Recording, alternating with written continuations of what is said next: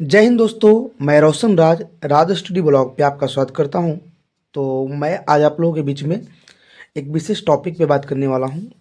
RRB जो group D का vacancy आया है 2024-25, इसके बारे में बात करने वाला हूं डिटेल्स में कि क्या इसके सिलेबस हैं, क्या एज है, कब से फॉर्म भरा रहे हैं, कितने सीट है, कौन से बोर्ड में कितनी सीट है, यूआर में कितनी सीट है, ओबीसी में कितनी सीट है, ईडब्ल्यूएस में सीट है, पूरी विस्तार से मैं इसके बारे में बताने वाला हूँ। दूसरी बात दोस्त, मुझे बता के बड़ा ही दुख हो रहा है कि इसमें बहुत ही कम वैकेंसी आया है। बोला जा रहा था कि 1 लाख प्लस सीट खाली है, लेकिन इतना कम वैकेंसी आया है कि कह भी नहीं सकते हैं किसी को भी स्टूडेंट को कि अब क्या किया जाए। मतलब हमेशा ये होता था कि ग्रुप डी में वैसे स्टूडेंट ज़्यादा ध्यान देते थे जिनकी तैयारी कम होती थी और उनके लगता था कि यहाँ पे होने की चांस पूरी है। 6 साल के बाद वैकेंसी आई है और उसके बाद इतनी कम वैकेंसी आई है भाई कि बोलना भी बहुत अथी है। अगला बात है कि बोला गया था कि आईटीआई पर वैकेंसी आएगी ग्रुप डी की, और आईटीआई पर ना करके जैसे पहले 10 पर था वैसे ही 10th पर कर दिया गया। 2019 में ही कहा गया था कि हम आईटीआई कर देंगे अगले बार ग्रुप डी के लिए। बहुत सारे दोस्त आईटीआई भी कर लिए, तो उनका भी पैसा भी बर्बाद हुआ, समय भी बर्बाद हुआ। ऐसे समय में एक तो सीट भी कम है, बहुत ही ज़्यादा कम है, क्योंकि ग्रुप डी में 6 साल बाद अगर जोड़ा जाए, अगर 20-20 हज़ार भी अगर हिसाब से देते थे 1,20,000 का वैकेंसी आता। अगर साल साल जो बार बार रेल मंत्री बोल रहे हैं मैं इस साल हर वर्ष दूंगा, तो 6 साल तो नहीं दिए ना, इसका तो भरपाई करना चाहिए था। लेकिन देखिए अब क्या होगा। सभी दोस्तों से मैं अनुरोध करूंगा कि जो भी टीचर कैंपेनिंग की बात करें, ट्विटर कैंपेनिंग की, या जो भी प्रोटेस्ट की बात है, तो उसकी बात वो हम लोग को करना चाहिए पढ़ाई के, लेकिन उसके साथ साथ अब हम लोग को पढ़ाई भी करना होगा। क्योंकि रेलवे का एक इतिहास है, वैकेंसी बढ़ाएगा कि नहीं बढ़ाएगा वो उसकी मर्जी है। हम लोग प्रोटेस्ट कर सकते हैं, बाकी उसकी मर्जी है। और अभी तक जो वैकेंसी आया है डिटेल में मैं उस पर बात करूँगा कि कौन से बोर्ड में कितने हैं और क्या है। क्योंकि अब सीट बढ़ेगा या नहीं बढ़ेगा तो नहीं कर सकते, लेकिन हमें इसी सीट को समझकर, इतना कम सीट को समझकर ही तैयारी को बढ़ाना होगा। दूसरी बात करूँ मैं दोस्त, तो मैं भी पहले पिछला बार 2019 में मेरा ग्रुप डी में मैंने रिजल्ट एग्ज़ाम भी दिया था, मेरा रिजल्ट भी हुआ था। और मेरा रनिंग जो था वो पैट मैं पास नहीं कर पाया था, क्योंकि हेल्दी होने कारण जो था उस समय भी मेरा हेल्दी भी थे, तब भी आज भी है, उसके कारण मेरा जो है पेट पास नहीं हो पाए थे। दूसरी बात कि मैं रनिंग भी कर रहा था तो कई सारे समस्या है, उसके बाद में मैं बात करूँगा। लेकिन मेरा जो बोर्ड में मेरिट बना था उससे मेरा जो नंबर था वो मेरिट से भी ज़्यादा नंबर था। मतलब फाइनल मेरिट जो बना था उससे मेरे ज़्यादा नंबर थे। आफ्टर नॉर्मलाइजेशन मेरा रॉ मार्क्स जो था वह लगभग 56 कह सकते हैं, क्योंकि 55 पॉइंट समथिंग था, 67 कुछ समथिंग, 56 मेरा था। और आपको पता है 2022 में ग्रुप डी के जो क्वेश्चन थे वो काफ़ी अच्छे लेवल के थे। तो ये सब मेरे थे, लेकिन अब मैं बात करता हूँ पूरी की पूरी आपको डिटेल में कि कैसे आपको करना है।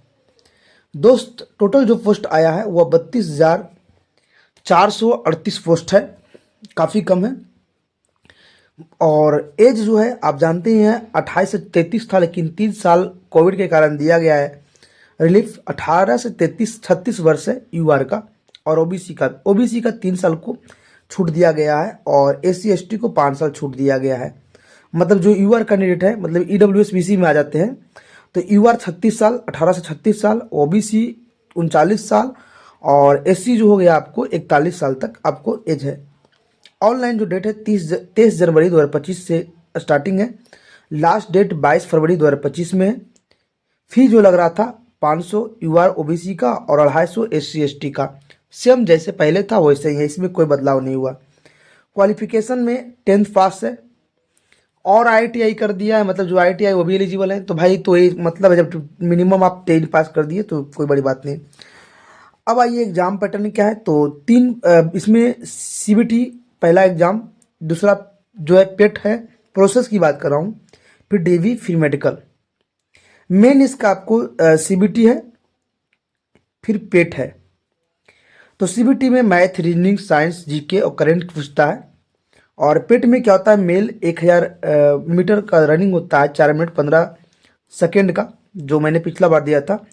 और एक 100 मीटर का जो होता है वह 35 किलो वजन लेकर 2 मिनट में बुलना होता है, पहुंचाना होता है। फीमेल का भी जस्ट वही है, लेकिन इसमें समय आपको ज़्यादा मिलता है, फीमेल को ज़्यादा समय मिलता है। डीबी में इसमें ज़्यादा दिक्कत नहीं होता, डीबी वही आपको मैट्रिक वही जो कास्ट सर्टिफिकेट है सो लगता है। मेडिकल में भी कोई ज़्यादा दिक्कत नहीं होता, क्योंकि C1 B1 सब मेडिकल में इसमें फिट होता है। मेन आपको रिजल्ट है। और फिर पेट है, पेट में भी करीब 40 लड़के में 5-6 लड़का, मैं जब दिया था पेट तो मेरे 40 लड़के में मैंने लगभग 5-6 लड़का फेल हुआ था, जिसमें मैं भी एक फेल होने वाला था लड़का हूँ, क्योंकि ग्रुप डी में बहुत कम लोग फेल होते हैं, उसमें मैं भी फेल हुआ था। अब आइए सीबीटी में क्या है भाई, 100 क्वेश्चन रहेगा 90 मिनट का, मेन यही माना जाता है एग्जाम में, जिसमें math 25 question, reasoning 30 question, science 25 question और जीके करंट 20 क्वेश्चन है। इसमें से मैथ और रीजनिंग मेन पोर्शन माना जाता है। इसमें अगर आप 55 में अगर 50 स्कोर कर देते हैं और इधर अच्छा आपका साइंस कर देते हैं, तो मतलब कह सकते हो ओवरऑल सारे विषय पे, क्योंकि इस बार सीट कम है तो सभी विषय को आपको बराबर लेके चलना होगा। बराबर मतलब बेस्ट करना होगा सब विषय में। तो उसकी मैं बाद में बात करूँगा, कैसे आपको पढ़ना है, कहाँ पढ़ना है, वो मैं बाद में बताऊँगा आपको। लेकिन मेरे रीजनिंग तब भी अच्छे थे ग्रुप डी में भी, उस समय रीजनिंग बहुत अच्छे लेवल के रीजनिंग थे मेरे। 30 में से 27 रीजनिंग सही हुए थे, मैंने 28 रीजनिंग बनाया था, मेरा एक रीजनिंग गलती हुआ था उस बार भी। मैथ मेरे बहुत ज़्यादा अच्छे नहीं है, नॉर्मल है। साइंस भी बहुत अच्छे नहीं कह सकते, नॉर्मल लेवल, लेकिन रीजनिंग मेरा ठीक था उस समय भी अच्छा लेवल का रीजनिंग था। मेरे 27 इसी में आए थे और बाकी में आके वो 56 नंबर रॉ मार्क्स मेरा था। अब आप मैं बाद में बताऊंगा आपको कैसे करना है तैयारी। अब बात करते हैं, पहला सबसे अधिक जो सीट है वह कुछ मैं सीमित सीट को रखूंगा, जो वहाँ पे सबसे अधिक सीट भी है और ज़्यादा स्टूडेंट यही फॉर्म भरने वाले भी है। मुंबई CR जो पिछला बार मैंने भरा था, मुंबई CR UR का सीट है 1395, OBC 845, EWS 267 और SC 480 सीट है और ST 257 सीट है। कुल 3244 सीट है मुंबई CR, सेंट्रल मुंबई इसको बोलते हैं, central railway. Mumbai WR western railway जो है वह उसमें 1872 UR का सीट है, 1261 जो है वह OBC का सीट है, EWS का 467 सीट है और SC का 701 और ST का 351 सीट है। कुल 4672, मतलब ओवरऑल कह सकते हैं कि मुंबई में ही सबसे ज़्यादा सीट है। पिछला बार भी मुंबई सेंट्रल और मुंबई वेस्टर्न मिलाकर लगभग 20,000 के आसपास सीट थे 1 लाख में, और अब भी जो भी सीट है उसमें से ज़्यादा परसेंटेज जो है आपको मुंबई CR और मुंबई वेस्टर्न में ही है। लगभग आप दे सकते हैं तो 8,000 के आसपास सीट यही दो में है। तीसरा नंबर पे दिल्ली है, ऐसे सबसे ज़्यादा वैकेंसी दिल्ली में ही है। दिल्ली में 2008 सीट है UR का, 1275 OBC का, 465 EWS का, 691 SC का है और ST का 346 है। कुल जो है आपको देख सकते हैं वो आपको लगभग 4785 सीट है टोटल दिल्ली में। फिर कोलकाता का UR 1175 सीट है, OBC 740 सीट है, EWS 263 सीट है और SC 446 सीट है, ST 216 सीट है। कुल 2861 सीट है। चेन्नई की बात करते हैं तो 1089 सीट है UR का, OBC का 648, EWS का 279 और SC का 397, ST का 228 और कुल 2694 सीट है। गुवाहाटी की बात करते हैं तो 828 सीट है UR का, 552 सीट है OBC का, 206 सीट है EWS का, SC का 309 और ST का 153 और कुल 2048 सीट है। सिकंदराबाद की बात करें तो UR का 710 सीट है, OBC का 415 सीट है और EWS 136 सीट है, SC 235 सीट है और ST 144। टोटल सीट बोले तो 1642 सीट है। आगे बात करते हैं प्रयागराज जो इलाहाबाद है, वह 998 सीट UR का है, 413 OBC का है, 189 EWS, 229 SC और 190 ST और कुल 2020 सीट है। जबलपुर 769 सीट है UR का, 383 OBC का, 158 ईडब्ल्यूएस का और 215 एससी का और 89 एसटी का है। कुल 1614 सीट है। जयपुर की बात करें दोस्त, तो जयपुर में 797 सीट है यूआर का, जो 17 सीट है ओबीसी का, 151 है ईडब्ल्यूएस का और 191 है एससी का, और एसटी का है 77 सीट, 1443 सीट है। जय अगला गोरखपुर की बात करें तो 598 यूआर का है, 285 है ओबीसी का, 122 ईडब्ल्यूएस का, 215 एससी का और एसटी का, 134 सीट है। टोटल 1389 सीट है। बिलासपुर की बात करें तो 578 सीट है यूआर का, 346 ओबीसी का, 130 ईडब्ल्यूएस का, 190 एससी का, 93 एसटी का, 1370 सीट है टोटल। फिर बात करें मैं हाजीपुर की बात करें तो 518 सीट है यूआर का, 333 ओबीसी का, 122 ईडब्ल्यूएस का, एससी 186 और एसटी 92, 1251 सीट है।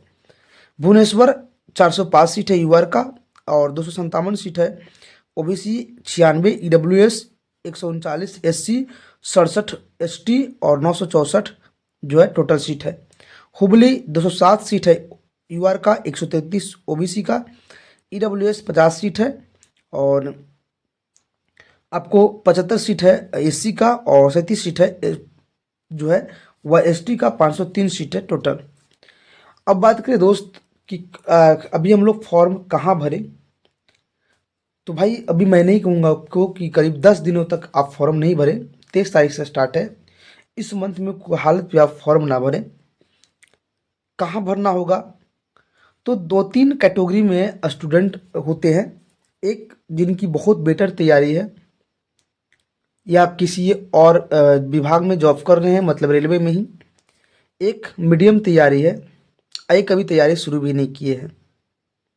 तो भाई जिनकी तैयारी बहुत ही बेस्ट है, आप कोई भी बोर्ड में भरिएगा, होने की चांस रहेगा। बेस्ट की बात कर रहे हैं तो कैसा भी सेट मिले और 70+ नंबर लाए तो। लेकिन मेन जो भरने वाला सीट है शुरू का, जो आप देख सकते हैं, Mumbai CR, west Mumbai WR, Delhi, Kolkata, Chennai, Guwahati, Secunderabad, मतलब 70% स्टूडेंट, 70 से 80% स्टूडेंट इन्हीं जो है 7 बोर्ड में भरेंगे। और यही 7 बोर्ड में जो है वो सीट भी है। 70% से 80% की बात करूं तो इसी में भरने वाले हैं। प्रयागराज, जबलपुर, जयपुर, गोरखपुर और आपको हाजीपुर, हुबली, ये सब डेंजर जोन माना जाता है हमेशा। बिहार, यूपी, कोलकाता, ये सब का डेंजर, जो आसपास बिहार, यूपी, राजस्थान, इस सब का जो सीट होता है वो डेंजर जोन माना जाता है। तो अभी भरिए ही नहीं है, कहाँ भरना भी नहीं भरिए। मैं अभी 10 दिन के बाद मैं देख लूँगा क्या माहौल है। हो सकता है इंक्रीज हो या ना हो, नहीं कर सकते मैं भी, लेकिन होना चाहिए। मैं भी कोशिश करूँगा कि आप लोग भी कोशिश करें कि ये ट्विटर कैंपेनिंग होने वाला है तो करें, और इंक्रीज हो जाए तो अच्छी बात है। अभी आप इसी को आधार मानकर अपनी तैयारी को शुरू कर दीजिए। कैंपेनिंग भी कीजिए, मतलब आप संवैधानिक रूप से आंदोलन भी कीजिए और अपनी बात भी रखिए और पढ़ाई भी कीजिए, क्योंकि मेन तो आपको पढ़ाई पे ही फोकस रहना है। अगर इतना भी सीट है तो मैं ही नहीं कहूँगा कि एक सीट में भी ले लेना पॉसिबल है। ये कहना बहुत गलत होगा। वो टीचर लोग बोल देते हैं एक सीट है ना आपकी, आपको तो एक सीट की ज़रूरत है, एक सीट है ना, तो ऐसा कहना गलत होगा दोस्त, क्योंकि इसमें ज़्यादा उम्मीद रहता है। एक सीट में बोलना और एक मूर्खतापूर्ण बात है। मैं टीचर नहीं हूँ, मैं भी एक स्टूडेंट हूँ, आप ही के जैसे, आपका भाई, आपका दोस्त हूँ। तो अभी आप लोग फॉर्म ना भरिए। अभी जो भी है अपनी पढ़ाई पे शुरुआत कर दीजिए। अगर आप इस ग्रुप डी में लेना चाहते हैं नौकरी, तो तैयारी शुरू कर दीजिए। और मैं आगे बताऊंगा कि आप कहाँ से पढ़ें ताकि फ्री में, क्योंकि बहुत सारे टीचर अभी जो कोर्स बेचना शुरू कर दिए हैं।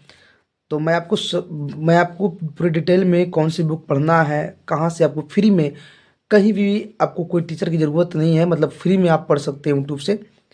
भाई ज़्यादा कोई टीचर से पढ़ने से आपको इसमें ग्रुप डी में नौकरी लेना, कोई कहते हैं कि अगर हम मेरे पास पढ़िए और नौकरी हो जाए ग्रुप डी में, तो भाई ये गलत है। यहाँ पे आपको खुद पढ़ना होगा। अगर सेल्फ स्टडी खुद से करते हैं, सिर्फ सहारा लीजिए, टीचर से सिर्फ सहारा लीजिए, मेहनत आपको खुद करना होगा। और आप खुद मेहनत करना चाहिएगा तो यूट्यूब पे इतना भरा पड़ा हुआ है, इतने अच्छे से टीचर हैं जो फ्री पूरा पढ़ाए हुए हैं, वहीं से आपका सारा कवर हो जाएगा। और कुछ बुक, सीमित बुक ले लीजिएगा तो ही से कवर हो जाएगा।